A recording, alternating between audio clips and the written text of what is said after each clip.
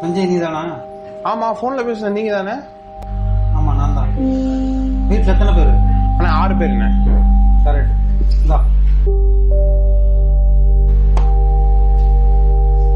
அண்ணே எல்லாம் கரெக்டா இருக்கும்ல? நம்ம பக்கத்து தொகுதியில 6 கட்சியில காசை வாங்கிட்டு 3 தான் கொடுக்குறானுங்க. நம்ம நேர்மையா இருப்போம். 6 கட்சிக்காரனும் நம்ம நம்புறாங்கல்ல. டன்னு. அண்ணன் பேரு சீனிவாசன், நேர்மை நாயகன் சீனிவாசன். கரெக்டா? சஞ்சய், ராதானா எப்படி இருக்கீங்க? என்ன திடீர்னு ஊருக்கு? எலெக்ஷனுக்காக தான். ஆஸ்திரேலியால இருந்து இவ்வளவு செலவு பண்ணி ஒரு ஓட்டுக்கா? It's a duty. It's okay. நம்ம ஸ்ரீனி கிட்ட சொல்லி ரிட்டர்ன் ஃபிளைட் டிக்கெட் ஃப்ரீயா வாங்கி தர மாதிரி ஒரு ஓட்டுக்கு வாங்கி தரேன். என்னங்கிறீங்க? எனக்கு வேணாம்.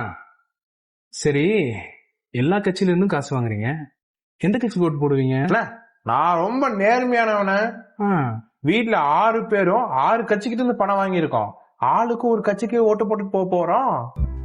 காசு வாங்கிட்டு தானே ஓட்டு போடுறீங்கன்னு அவங்களும், ஓட்டு போட்டதுக்கு அப்புறம் விட்ட காசை வாங்க தானே போறீங்கன்னு நம்மளும் இப்படியே மாறி மாறி பேசிட்டே இருந்தா இதுல எல்லா கட்சிக்கும் ஒரே ஆளு மணி சப்ளையரு,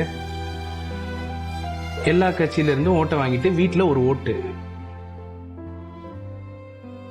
இதுல நேர்மை நேர்மை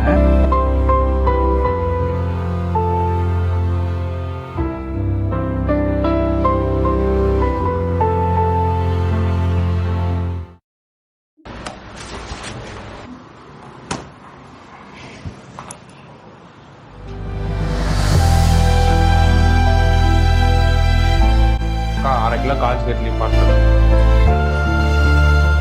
வாக்குக்கு பணம் வாங்காமல் செலுத்தும் வாக்கே நேர்மை வாக்கு. நேர்மை வாக்கை செலுத்துவோம். 23 ஏப்ரல் 2026.